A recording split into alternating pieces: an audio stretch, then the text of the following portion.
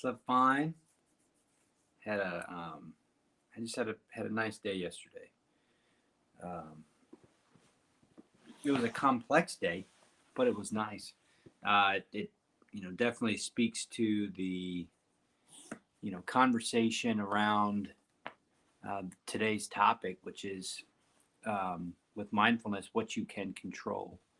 And the thing about it is, it's not so much of the pieces, right? So with mindfulness, what you can control are kind of the pieces of reality. The pieces of your experience are kind of what you can control. You can't control their outcome. You can't control how reality is going to go, but you can control how you interact with it. Now, what happens over time is, as you learn that there's different variations of how to interact with whatever's going on, there are better ways to do it than others. And this is really just a trial by fire, right? You just have to live and understand that this is what you're capable of in order to experience how that plays out. Now, this is part of why I kind of find a limitation with science in terms of its utility in explaining mindfulness, because for much of science articulates what the mind requires. So science offers a explanation of where it came from, an explanation of what it can do. Um, the interaction with that kind of arrangement is an intellectual one. Now, that's important, but intellect and interacting with what science has to offer around mindfulness is not as important as interacting mindfully, right? Nonetheless, I brought out some basic science that describes what mindfulness is, and then we'll go into why knowing it and how it offers you an element of control is so important. So here's a simple one. Mindfulness is the psychological process of bringing one's attention to the internal and external experiences occurring in the present moment. This faculty can be developed through the practice of meditation and other training. Okay, here's one from 2004 by scientists Hayes and Feldman. Mindfulness can be seen as a strategy that stands in contrast to a strategy over the avoidance of emotion on the one hand, and to the strategy of emotional over-engagement on the other. Mindfulness can also be viewed as a means to develop wisdom. And that's kind of what I mean about the intellectual side of the definition of mindfulness. You can understand what it is and you can articulate what it is, but that doesn't give you the experience of what it is. And in order to get to this wisdom that these scientists talk about, you have to experience it. Because the wisdom shows up when you do things and you're starting to be like, oh, that's not where I need to do that. Like, for example, last night, there was a big kind of row or row, or it was just a big, like, it wasn't a fight. It was just like a big complex experience with the kids last night. And at about 4 separate occasions, I wanted to just bust into the situation and blow it up and make it the way I wanted it to be. And it was so strong. Like, my imagination was going crazy. I had projections like, oh, this is going to ruin the children, or this is going to be a traumatic experience. I mean, I wanted to go and blow up the moment and make it how I wanted it so bad that on three separate occasions I had to leave the room. And the family didn't realize that this was going on inside of me. I made sure that I was, not kind of projecting what was going on inside of me. And I was able to leave the room, and by the 4th time I came back in, and the situation had resolved itself, and had led to an experience that was just so awesome and so loving and so family and just so like, yes. But that was wisdom. That was not intellect. It wasn't a intellect would have driven me in to the situation and said, this is the way it's got to be. It would have driven me into it. Like that's so anyway. So I just want to, that's why I always break down mind, body, spirit. I do that over and over again, because this stuff is happening in the moment. It's so different. Science by definition is you have an interpretation and an expectation. So I don't discredit science in any way, shape, or form, but it's not where you practice mindfulness. Science just is a Western language. Oh, okay. Your intellect's like, oh, okay, the science backs this up. All right, I'll dive deeper into it. All right. Mindfulness. Here's another one from John Kabat-Zinn. He's the father of mindfulness, so they say. This is from 1990. Mindfulness is a kind of non-elaborative, non-judgmental, present-centered awareness in which each thought, feeling, or sensation that arises in the intentional field is acknowledged and accepted as is. So, last night, in this moment, in this experience, it was the unacceptance. It was unacceptable to me what was going down. And at each turn, that was just another thing where I was just like, this is crazy. You can't do this. And then this happened. I was like, no, this can't happen. And inside of myself, I'm just like, no, this is no. And the whole time I'm like, that's not going to help. That's not going to help. That's not going to help. That's not going to help. And I saw what would happen because in the past I've tried to do it. In the past I've tried to, this is the way it has to be, and this is the way it's going to be. And if it's this way, it's fine. But if it's this way, it's no good. Well, last night I was aware of everything going on, but I knew if I put that into the room, it was an energy that was busted. It was weak. If I had put that in there, it would have caused unbelievable conflict. So I just didn't, right? All right. And this is a big one. Okay. So this is from this guy named Bishop in 2004 as well. The first component in mindfulness involves the self-regulation of attention so that it is maintained on immediate experience, thereby allowing for increased recognition of mental events in the present moment. So mental events in the present moment are, this is what's going to happen. This is what you're doing. This is where it's going to be. This is what's going to show up. This is an event. So I see an event. I'm triggered by it. I'm aware of the trigger. I see all the different thoughts that are triggered, and I make a determination. Right? That's a mental event. It's a something from the past, something projected into the future. So it's an awareness of that event, and a lot of people, I think, perceive that event as who they are. It's an event. It's not truth. It's not constant. It's an event. It's a mental event. And when you're aware of mental events, you recognize them for what they are, not become identified with them as who you are. The second component of mindfulness involves adopting a particular orientation towards one's experiences in the present moment, an orientation that is characterized by curiosity, openness, and acceptance. Okay, so getting to a place of curiosity, openness, and acceptance is really significant. And the reason why it's so significant is because when you bring curiosity, openness, and acceptance to the moment, it's a totally different energy. Okay? Now this is where we go from the science to the kind of the unknown, right? And this is where self-help, this is where self-care, this is where things get tricky, especially for a kind of a Western oriented mind, is because we go into the realm of the non-form. So the non-form is the energetic, and the energetic is the area of the spirit, and the area of the spirit is the area of the unknown. The spirit is always at the spirit always shows up at the edge of our understanding.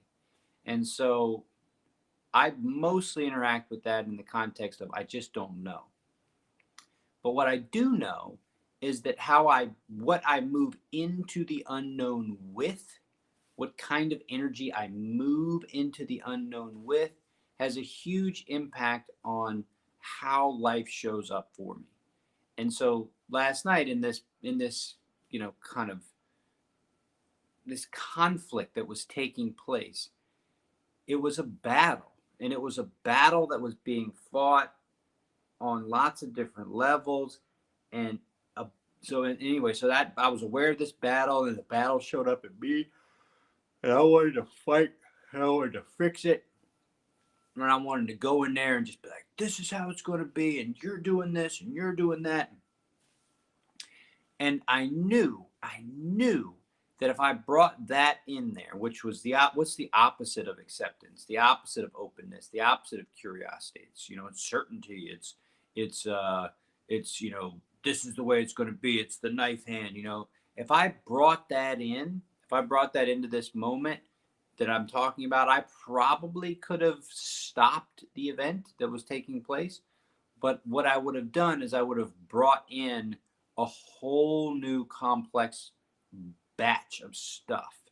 And if I brought that stuff in, the night may have been kind of shifted, right? So, the conflict that was going on, the issue that was going on may have stopped. But what would have developed after that would have been something that was twinged with the energy that I brought to it, right? So I bring the opposite of openness, the opposite of compassion, the opposite of curiosity to this moment. I fix it, but it's not really fixed. It's still all simmering, and all that's just happened is I just cut the top off of it, and the rest is still there. The heart of the issue is still there. So on the fourth time I've left the room, and so I'm not really involved in this. That was the thing. I can be involved, but mostly I'm not involved in this conflict, right? So I'm out of this, right? And I haven't interacted with it to start. So 3 times up until this point, have had to leave the situation, because each time it escalated in a way that I'm just like. So I've left the situation 3 times. On the 4th time, I come out to the garage, and I'm doing this under the auspices of cleaning the kitchen, right? So all this is going on in the living room. And so I come out to the garage, and I come to the garage, and in my mind, I'm like, all right, so what's going on? And I'm analyzing it, and I'm interacting with what's happening, the event that's happening inside of me. And I get to a place where I'm just like, okay, there is the compassion. And so I was envisioning what was going on. I was seeing it in my head. I was remembering the past moments. I was looking. I was like, okay, here's compassion. And I found compassion for what I knew was going on. And I was like, okay, found compassion. And as I got to this state in my mind, I got to the compassionate moment. I walked back up the stairs. I opened the door, and I am about to head back into the melee. And there is the family, resolved. It's okay. All parties are, hugging and loving on each other. And they're like, all right, Dad, we're going to go take a bath. I was just like, I remember I walked into it like, well, that went better than I would have thought it would. Okay, cool.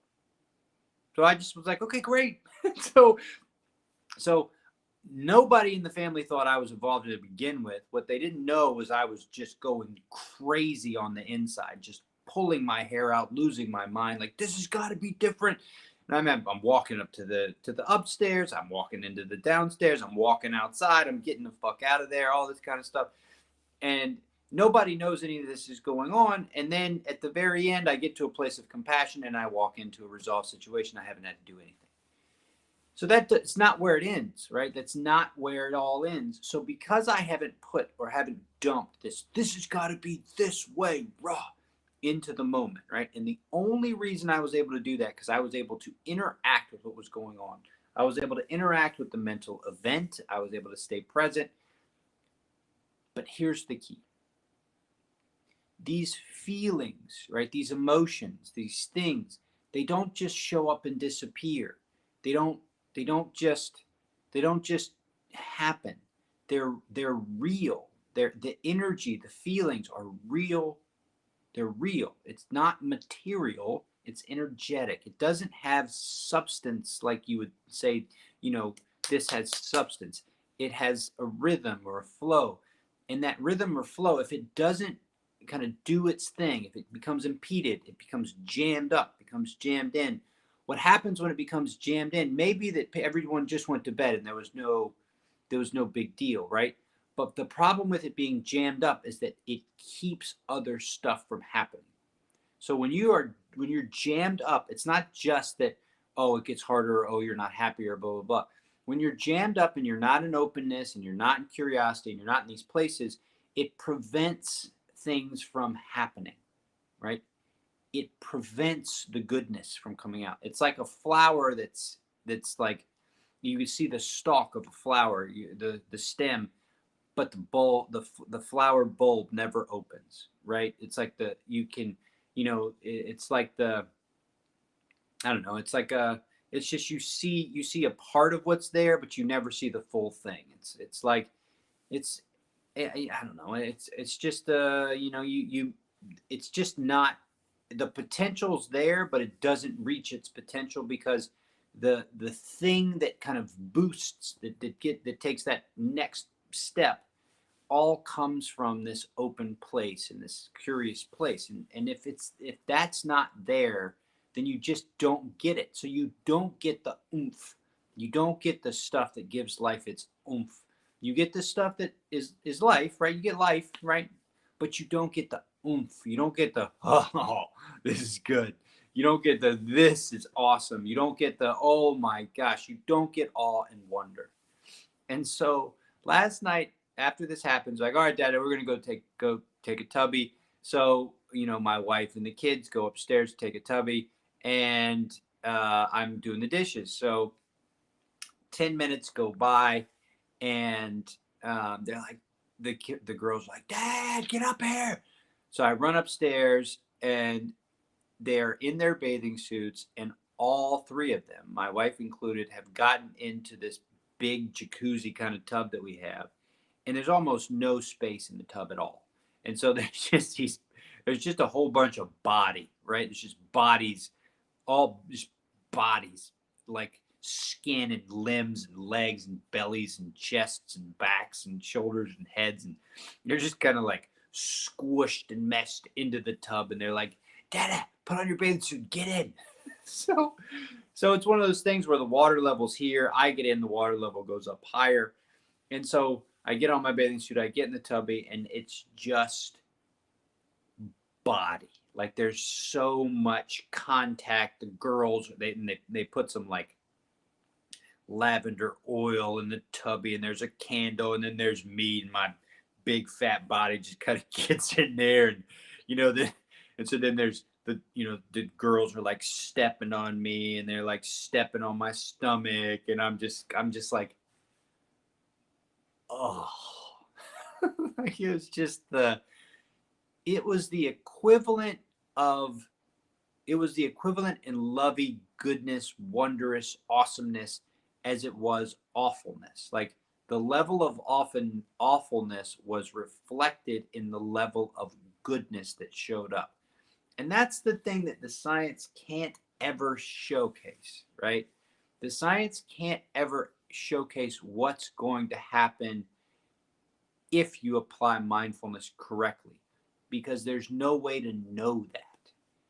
And the only way to know it is to live it. And the only way to live it is to practice it. And once you practice it, you'll start to develop the wisdom to recognize when you're having events going off inside of you, and then move forward a little bit more skillfully.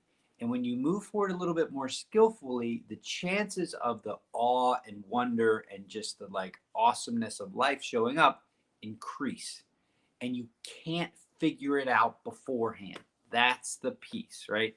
You can't figure it out beforehand. So, what you can control with mindfulness is really what's going on inside of you. And I just have to, I really want to emphasize this. What's going on inside of you is going to influence how the world, the direct local world that you're in, the local life that you're in, is going to show up. And as you practice and you interact with this, what shows up will just continue to amaze you. And it's just worth it, right? So you can control that. You can't control what it's going to be, but you can control how you interact with yourself. And so, I know we're going into a moment that has so much to it, and it's so fraught, but you know that this practice affords you a tremendous resource for moving forward.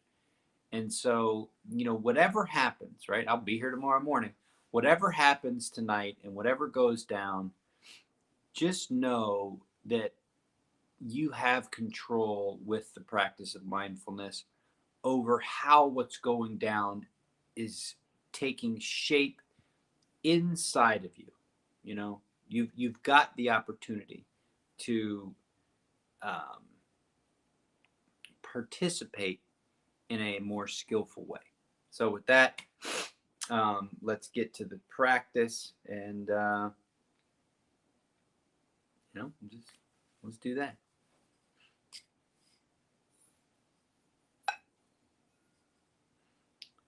Follow your cues to comfort. Here comes bell 1.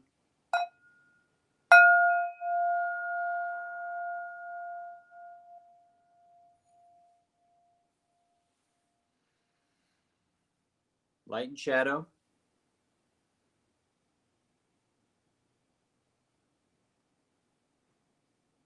Sound.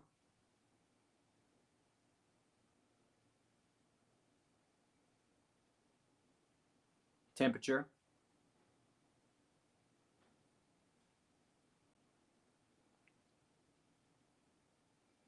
Touch.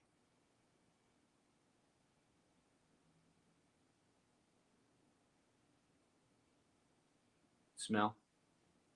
Taste.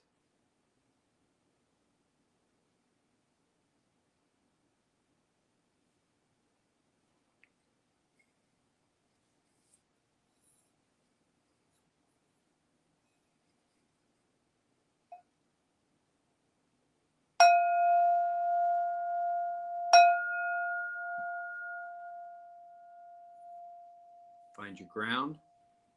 Notice it. Start to build. Pelvis.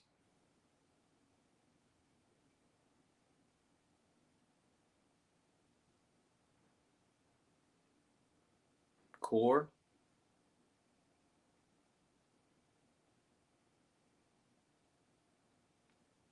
Heart space. Move those shoulder blades. Remember, you're building a spine. Your spine is interacting with your attention, and your goal is to build that nice, comfortable, upright, aligned spine. Throat and jaw. Top of the head. Now, just get taller by a millimeter. Soften the muscles of the face.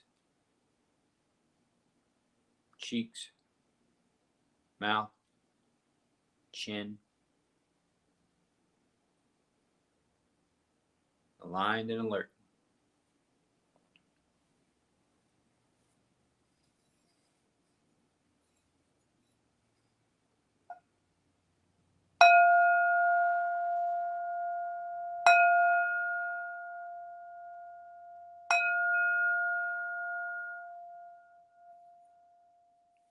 Baseline breath.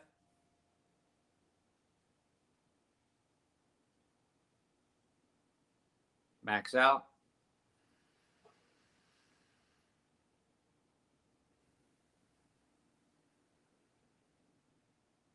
Take it under the gun for 5 rounds, all the way in.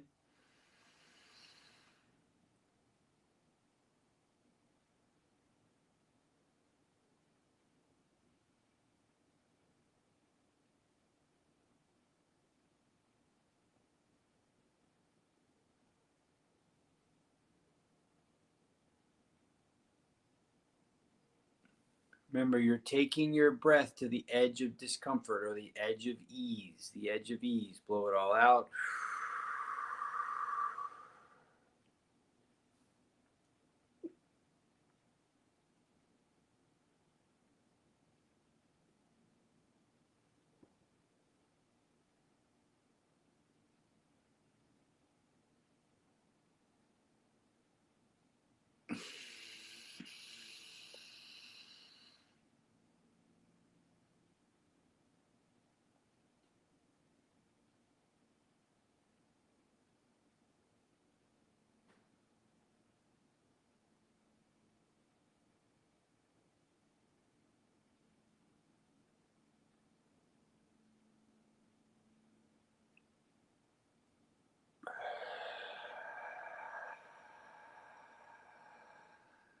Keep going. I'll talk you through the third one. So when you're in any of these holds, once you're in the hold, what I want you to do is I want you to notice how your body is holding the hold. So where's the hold being held? What part of the body? And are you engaging in the hold with parts of your body that don't need to be engaged in? So on my next up, I'll go to the top. You'll see I'll move my shoulders a lot because when I breathe in deep at the top, I'll let my shoulders climb up towards my ears, and that's just unnecessary. And so what you do under the gun is you notice that you're under the gun, but you notice what else is going on. And typically there's a lot more going on that you're not attuned to because you're mostly just focused on the gun, right? You're mostly just focused on the breath hold. So here we go again. Take it up. Hold.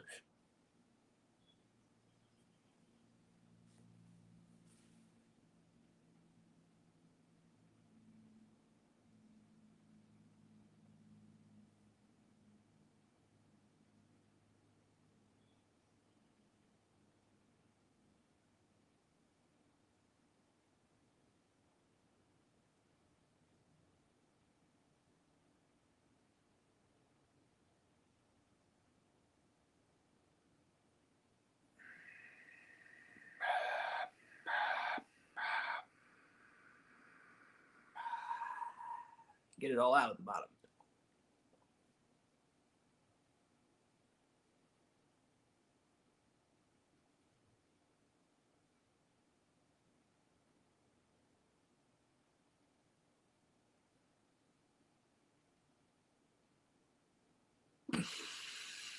Last round.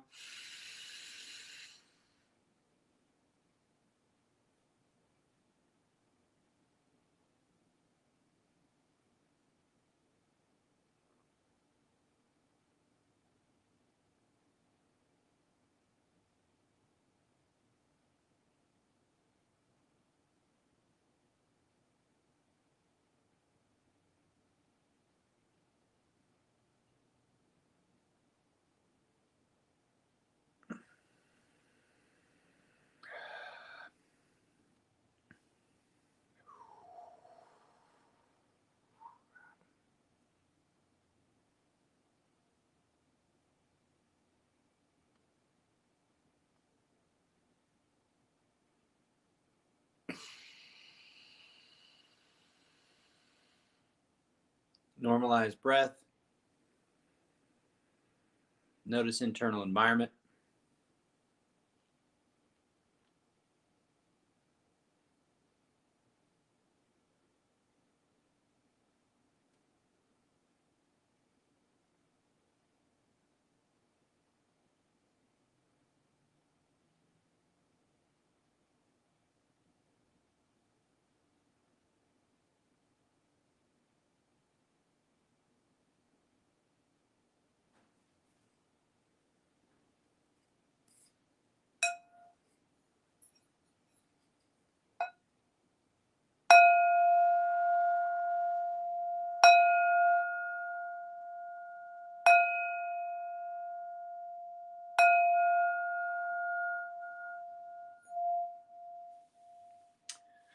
fourth bell.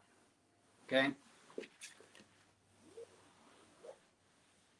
What do you want to do? What do you want to be? What's meaningful for you? When you're thinking about gratitude, when you're thinking about compassion, what you're thinking about is either cultivating the best version of yourself or taking the best version of yourself into the world. And what's driving you? What do you want out of life? What do you want to bring to this world, to your existence, to people? How do you want to experience the best version of yourself? Do you know? And if you do know, right now's the time to think about it. Right now's the time to kind of cultivate that best self, because as we leave the cushion, as we leave the mat, we're going into the world and we're bringing our best self, or whatever self that we have, with us. And as I've talked about today, what we have control over are our internal environments, our interactions with what's going on inside. We don't have control over how they impact the world around us. We can develop wisdom and recognize that there are certain things that impact certain ways and certain ways that do and don't. So you can develop wisdom. But that's what you have control over. And so as you're moving into the rest of today, what do you want to take with you into today? Today, there's the chance of today being volatile, and,